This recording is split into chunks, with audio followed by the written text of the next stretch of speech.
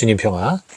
예, 오늘은 연중 2주일을 맞이해서 그냥 갑자기 생각나서 특강을 좀 해보려고 합니다. 특강은 십계명에 나오는 죄들은 왜 같은 무게를 가지고 있느냐라는 내용입니다. 우리 생각에는 아무래도 거짓말보다는 당연히 도둑질이 더 나쁜 죄고, 도둑질보다는 간음이 나쁜 죄고, 간음보다는 살인이 나쁜 죄 아닌가? 이런 생각할 수 있잖아요. 근데 왜 그게 십계명에, 물론 순서는 있지만 그게 왜 같은 계명 안에서 이렇게 설명이 될까? 왜 하느님은 이것을 한꺼번에 얘기하셨을까? 그 부분에 대해서 결론적으로 왜 이것들이 같은 무게의 죄인지에 대한 말씀을 드리려고 합니다. 그 이전에 지금 영상에 보이는 바처럼 로마 가톨릭교회와 개신교의 십계명이 있는데요. 약간의 차이가 있죠. 이것 때문에 좀 개신교단과 가톨릭에서 서로의 어떤 반목의 여지가 될 수 있는 부분들이 있어요. 뭐 여러분이 보시면 알겠지만 그 두 번째 계명에 개신교에서는 어떤 우상도 만들지 말고 절하지 말라라는 부분이 있고, 가톨릭은 하느님의 이름을 함부로 부르지 말라. 개신교의 3계명이 2계명으로 올라 있어요. 즉 1계명 안에 가톨릭은 이 우상 숭배까지 포함을 시키고 있어요. 왜 그러냐면 그 탈출기 그 여러분들이 이제 아마 성서 탈출기를 한번 성경 있으면 한번 보셨으면 좋겠어요. 탈출기 20장을 보시면요. 그게 여러분 아시다시피 그 장절은 나중에 글을 편하게 읽게 하기 위해서 후대에 장절을 구분해서 나눈 거지, 원래 성경에는 장절이 없거든요. 그냥 쭉 하느님이 설명을 하셨어요. 근데 거기 제목이 부제가 이제 그 10가지 가르침으로 10가지 이제 계명으로 설명이 돼 있기 때문에, 그래서 이제 그거를 이제 구분을 하는 건데, 이거를 이제 어떻게 끊느냐에 따라 심지어 12개까지 나올 수 있거든요. 그런데 어쨌든 이걸 10개로 끊는 거예요. 그런데 이 10개로 끊는 방식이 개신교계 그리고 유대교에서는 탈취기의 방식을 따랐어요. 탈취기의 방식을 따라서 그렇게 10가지의 계명을 구분했고, 가톨릭은 신명기 읽어보시면 거기에도 십계명이 나오는데 신명기를 따랐습니다. 그러면서 아까 말씀드린 대로 가톨릭에선 1계명 안에 하위로 우상숭배까지 당연히 하면 안 된다라는 그 개념을 포함시켰어요. 왜? 한 분이신 하느님을 흠숭하기 위해선 다른 어떤 신도 따르면 안 되죠. 그리고 어떠한 우상도 만들어서 섬기면 안 되죠. 한 분이신 하느님을 흠숭하기 위해선 그 하위 개념으로 포함을 시킨 거예요. 그리고 마지막에 이제 가톨릭에서는 남의 아내를 탐내지 말라와 남의 재물을 탐내지 말라. 개신교에서는 그것을 내 이웃의 집을 탐내지 말라.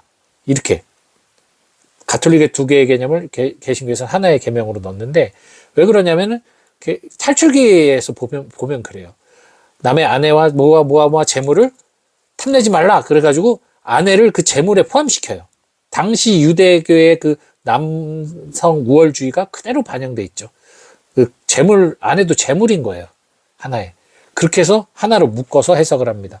하지만 신명기계는 보다 더 사회정의에 좀 더 가깝거든요. 거기 보면 아내를 분리해요. 아내를 탐내지 말라, 분리돼서 재물 탐내지 말라, 따로 나옵니다.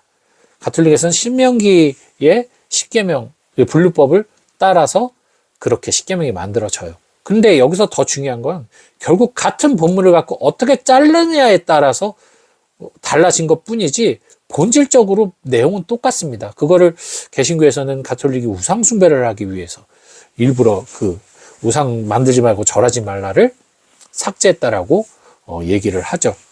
근데 그것은 좀 지나친 비약이고요. 가톨릭도 엄연하게 우상 숭배를 금합니다.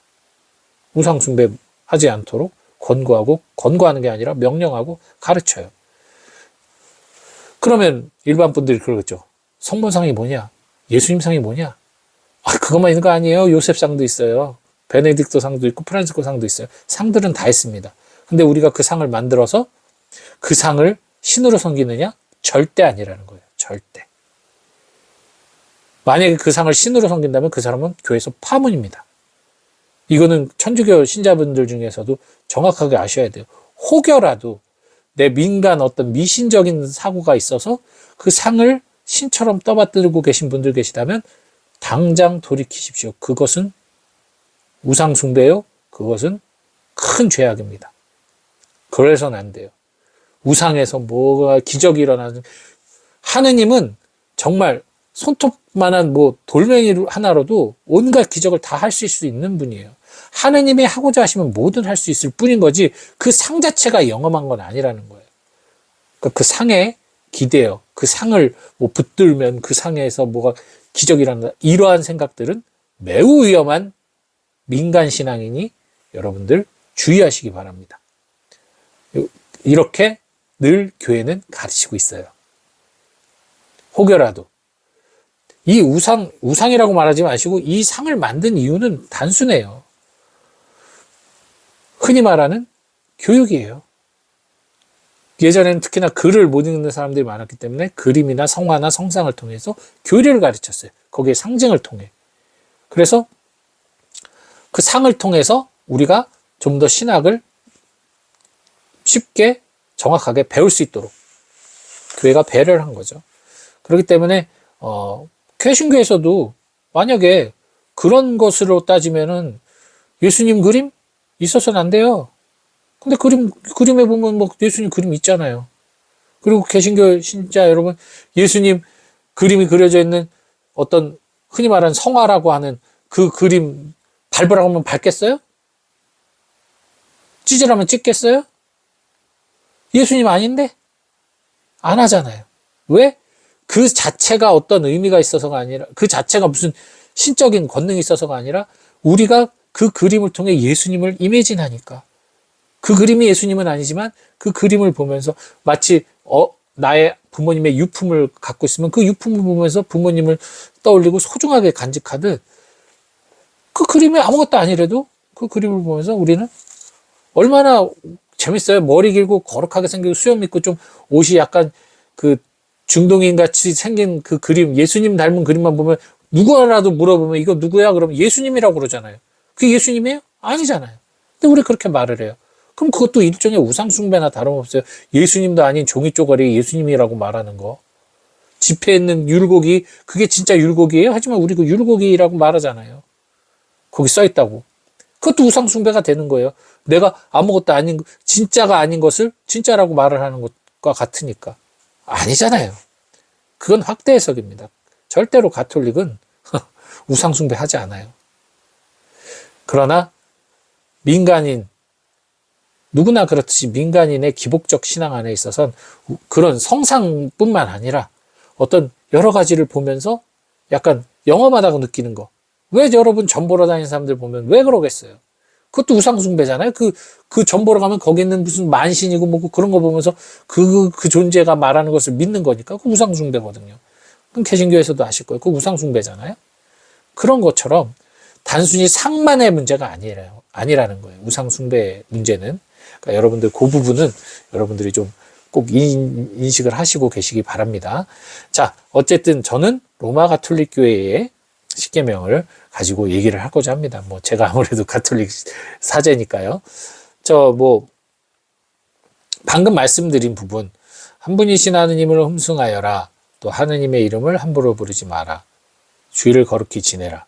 요 세 가지 하느님과 관련된 부분이잖아요. 이 세 가지를 굳이 하느님 이 십계명에 이 포함시킨 이유를 여러분 간단하게 생각해 봅시다. 이거는 그 당시에 하느님의 명령을 그 당시 시대의 사람의 눈이 아닌 지금 현재 우리의 삶의 눈으로 보는 거예요. 방금 제가 지금 긴 시간 8분여를 설명한 것처럼 개신교와 가톨릭의 십계명 차이를 설명한 것처럼 하느님의 이름, 하느님을 한 분이신 하느님을 흠숭해야 되는데 우리 지금 내가 아는 하느님, 내가 믿는 하느님으로 얼마나 천갈래 만갈래 갈라져서 믿고 있습니까?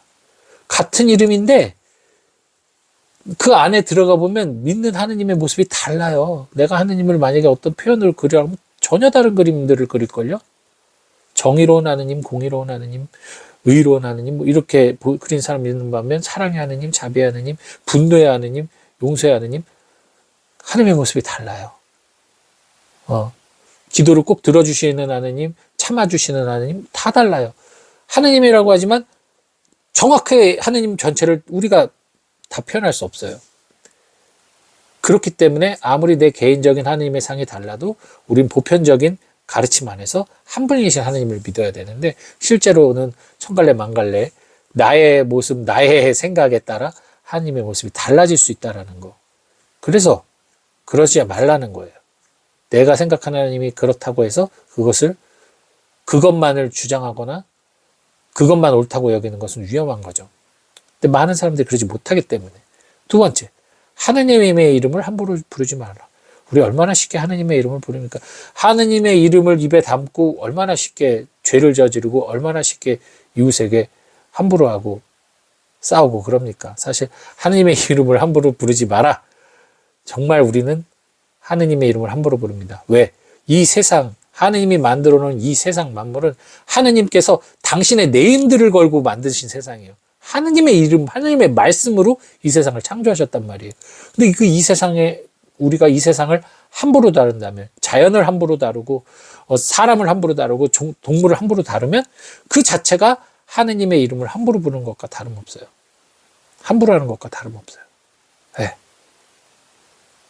그렇기 때문에 하느님의 이름으로 만든 이 모든 세상을 부정적으로 보고 이 세상에 폭력을 가하는 것 자체가 하느님의 이름을 함부로 부르는 거랑 다름없다는 거죠. 그렇게 봤을 때 얼마나 우리가 지금 하느님의 이름을 헛되이 부르고 있는지. 그리고 주일을 거룩히 지내라. 뭐 이건 말 안 해도 알겠죠. 우리가 주일날 어떻게 지내는지 보시면 알 겁니다. 주일미사 참석하는 게 주일을 거룩히 지내는 거 아니에요.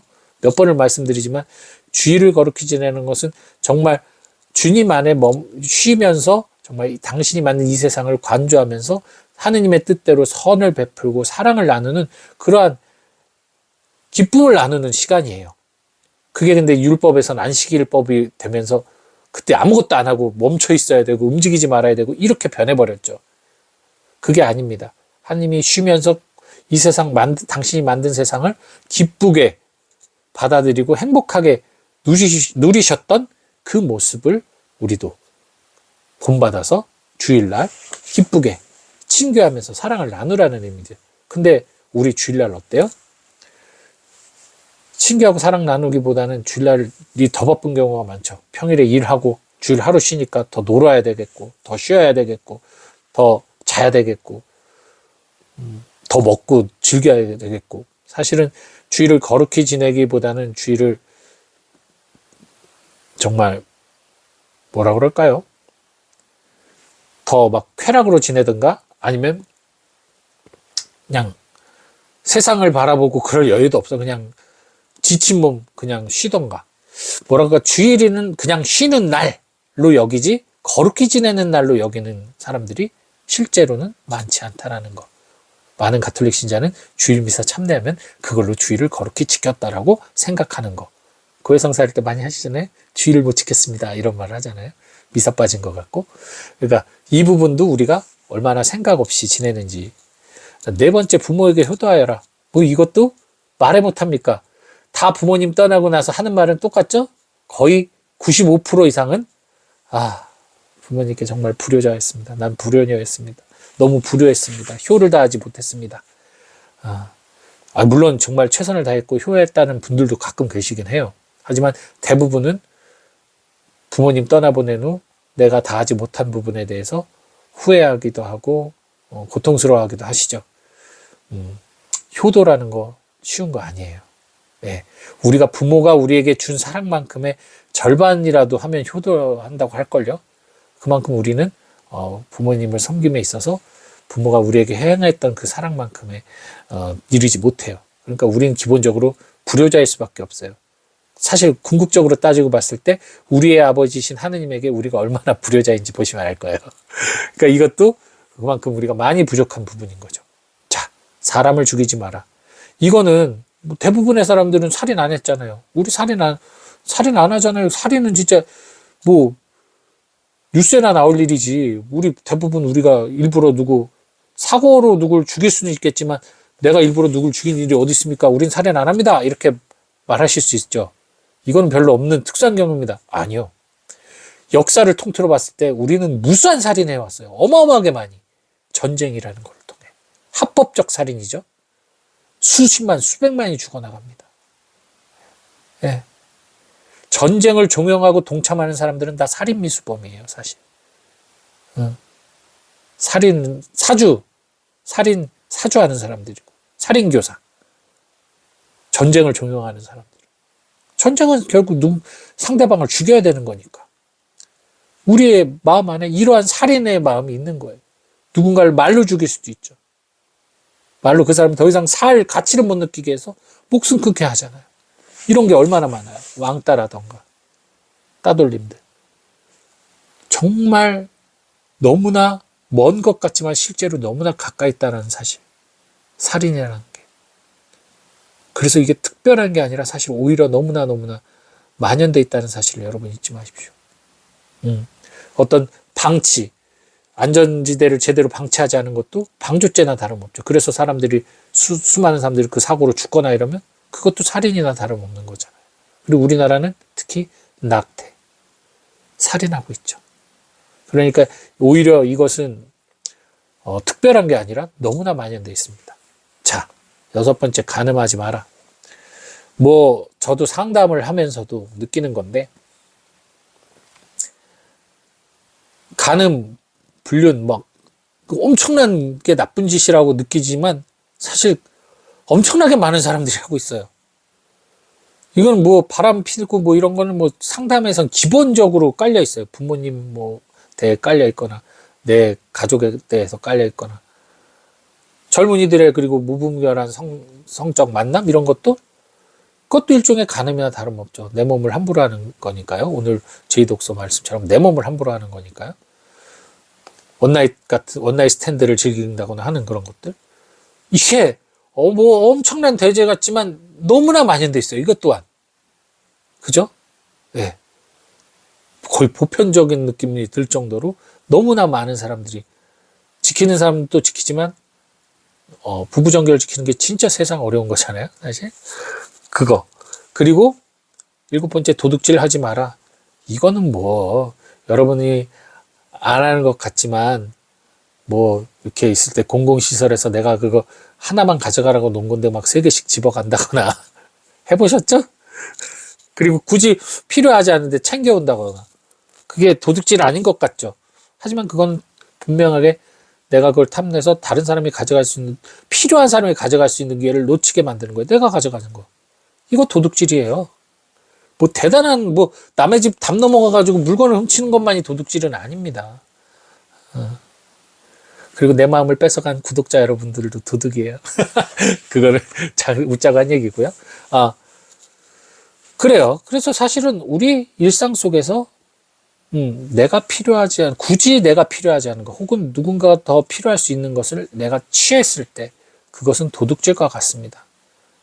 그러니까 우리는 이것도 만연되어 있는 거예요. 그리고 8번째, 거짓 증언을 하지 마라. 그죠? 거짓 증언. 이거는 패스해도 되죠? 그냥 우리가 늘 달고 사는 거잖아요? 이거는 패스하고. 자, 남의 아내를 탐내지 마라. 남의 재물을 탐내지 마라. 이거는 분리되어 있지만, 묶어서 얘기하자면 탐내지 말라는 거잖아요? 이것은 마음속에서는 아까 말한 도둑질을 안 하는 사람이라 할지라도 내 아내를 봤는데 내 아내 팍팍 나를 긁는 내 아내보다 남의 아내를 봤는데 야, 저 사람은 너무나 남편한테 잘하고 너무나 이쁘고 자상하고 너무 좋아. 나하고 맞는 것 같아. 저런 사람하고 살았으면. 이런 생각. 야, 이것도 죄예요? 이게 죄예요? 그럴 수 있잖아요. 근데 이것도 죄라고 나와 있어요. 근데 여기 보면 남의 아내를 탐내지 마라. 이게 얼마나 신명기 쪽에서는 중요한 것으로 따지냐면, 이거는 어떤 사회법으로 봤을 때 아내와 재물을 같은 급으로 보는 것 자체가 아내를 사물화시키고 인격을 너무 모독하는 거니까, 그 당시에 여성의 지위가 너무나 처참했기 때문에 그 여성을 보호하는 차원에서 이 아내를 탐내지 말라는 계명이 구계명으로 자리 잡았어요. 어쨌든 아내를 탐내지 마라. 이거는 결국 반대로 말하면 남의 남편을 탐내지 말아도 같은 말이겠죠. 그래서 그것은 또 하나의 문제가 뭐냐면 그 사람을 탐내기 위해서는 내 사람이 그 사람과 비교가 돼서 내 사람이 부족하거나 모자라거나 잘못됐다는 내적 판단이 섰기 때문이거든요. 내 아내가 더 훌륭하고 내 아내가 더 뛰어나다고 생각한다면 남의 아내를 탐낼 이유가 없거든요. 남의 남편을 탐낼 이유가 없거든요. 그것은 결국 나의 반려자를 내가 스스로 부정하는 행위이기 때문에 아까 말씀드렸잖아요. 내 몸을 상처 입히는 그 행위. 이것은 죄예요. 그렇기 때문에 그러나 우리 얼마나 쉽게 비교하고 평가하고 판단합니까? 예. 남의 재물 마찬가지죠. 부유와 가난 그것 속에서 열등의식을 느낀다거나 내가 가진 것에 대해서 교만하게 뽐낸다거나 이런 모든 것들 사실 우리 마음에 다 있죠. 저도 저희 수도에 가난하고 조그만 수도에 큰 수도에 안정적이고 한 거 보면 부럽고 제도적으로 확립 잘 되는 거 보면 부럽고 우리는 왜 이 모양인가 생각하기도 하고 이런 것들이 남의 영적 보화를 탐이나 내고 우리의 영적 보화를 불릴 생각은 안 하고 남의 영적 보화만 탐내는 거죠. 이게 어떤 행위냐? 달란트를 받았는데 쟤는 나보다 좀 더 받은 달란트 받았으니까 저놈은 부러워만 할 뿐이지 내 달란트는 땅에 묻는 그런 나태하고 하나님의 뜻을 어기는 행위예요. 근데 이거 우리 얼마나 쉽게 얼마나 자주 합니까? 자, 결론은 짧아요. 지금까지 말씀드린 이 10개가 대단히 뭔가 특별하고 엄청나고 뭔가 이거 저지르는 사람들이 이걸 다 저지르는 사람들이 얼마나 될까 싶지만 방금 말씀드린 대로 이 10가지 다 저지르고 사는 사람들이 너무나 많아요. 파고 들어가 보면 여기에서 걸려 넘어지지 않을 사람이 한 명도 없다는 거예요. 가장 보편적인 거예요, 이게. 살인, 도둑질, 간음, 거짓말. 이게 특별한 게 아니라 가장 보편적인 인간의 본성 안에서 일어날 수 있는 죄라는 거죠. 그래서 10 베이직 룰인 거예요. 아주 기본적인 죄인 거예요, 이게. 마음 안에서 나오고 행동에서 나올 수 있는 가장 쉽게 저지를 수 있는 죄라는 거예요. 규칙과 규율만 없으면 금세 무너져서 마구잡이로 저지를 수 있는 죄들이라는 거예요. 그렇기 때문에 살인이 더 큰 죄고 거짓말이 작은 죄가 아니에요. 그건 사회 형법에서나 통하는 말이지 하느님에게 있어서는 누구나 저지를 수 있는 이 10가지 죄, 이 부분에 대해서 너희들이 주의하여라라는 거예요. 반대로 말하면 이 10가지 죄에서 우리가 못 벗어나기 때문에 우리는 우리 스스로 구원을 받을 수가 없다는 얘기죠. 그렇기 때문에 우리가 예수님의 십자가를 통해 이 10계명의 멍에를 내려놓을 수가 있고 예수님의 십자가 같은 10이 붙어 있네요. 그죠? 십자가는 이게 한자 열십자랑 십자가랑 똑같은데 어쨌든 이 십자가의 멍에 지킬 수 없는 멍에를 짊어지지 말고 예수님의 멍에 이 모든 것을 저지르는 우리의 나약한 인성을 받아들이고 주님께 의존하고 의탁해서 주님 안에서 의로움을 선포받는 이런 죄를 지을 수밖에 없는 우리지만 이것을 하느님이 이 십계명을 왜 히브리인들에게 그 나약한 유대 백성 조그만 민족에게 주셨을까? 그들을 우리의 이그젠플라로 만들기 위해서였어요. 모범으로. 뭐냐? 이들을 통해서 우리는 안 거예요. 십계명을 우리는 지킬 수 없음을. 지킬 수 없잖아요. 철저하게 지킬 수 있을 것 같아? 못 지켜요. 아무리 내가 철저하게 지켜도 늘 거짓 증언에서 걸리잖아요. 남 시기 질투하는 거에서 걸리잖아요. 효도에서도 걸릴 수 있고. 못 지켜요. 이거 하나를 못 지키는 건 10개를 못 지키는 것과 같은 거예요. 이 계명 10개는 하나예요. 결국 하느님 너희의 운명은 하느님에게서 떨어져 나가는 순간부터 너희의 운명은 아무리 노력해도 이 십계명을 철저하게 지킬 수 없는 나약한 인간인 것을 유대인들이 보여줬죠. 철저하게 노력했으나 안 됐어요. 더 잘하기 위해서 십계명을 세분화해서 666개의 율법을 만들었으나 아무리 철저하게 지켜도 한계가 있죠. 완벽하지가 못해요. 바로 그거예요. 그 점을 우리가 깨닫고 예수님의 십자가를 받아들이도록 하느님은 예비하신 거예요. 우리가 하나하나 조금씩 받아들여서 완전히 주님의 뜻을 이해하도록. 왜냐하면 내가 다른 건 모르는데 이거 하나 잘 지키니까 나는 괜찮아. 이럴 수 있잖아요. 9개 지켰으니까 난 더 나아. 이 중엔 뭔가를 지킬 수가 있겠죠. 그러한 헛된 판단. 이거 잘 지키고 열심히 지키는 게 완벽한 게 아닌데 완벽을 추구하는 거죠. 하지만 주님께서는 주님 사랑 안에서 완전하길 바랍니다. 십계명으로 완전해지는 것이 아니라 십계명은 우리의 나약한 인성을 인정하고 받아들이고 우리가 죄인임을 수용하게 하기 위해서 만드신, 오히려 우리가 이 십계명을 지킬 수 없는 것을 인정하게 하도록 명령하신 뜻이라고 생각하시면 돼요. 예. 결론은 아주 간단하죠. 오늘 특강이라서 좀 긴 시간 여러분과 강의를 했는데요. 뭐 하면서도 일부러 뭐 성서 장절 찾고 하고 그런 건 안 했어요. 성서는 여러분들이 읽어보시면 될 것 같아요. 탈출기와 신명기를. 그리고 되도록이면 여러분들이 그냥 이해하기 쉽도록 그냥 가볍게 설명을 해드린 것이니까요. 판사하지 않고 설명해 드린 것이니까요.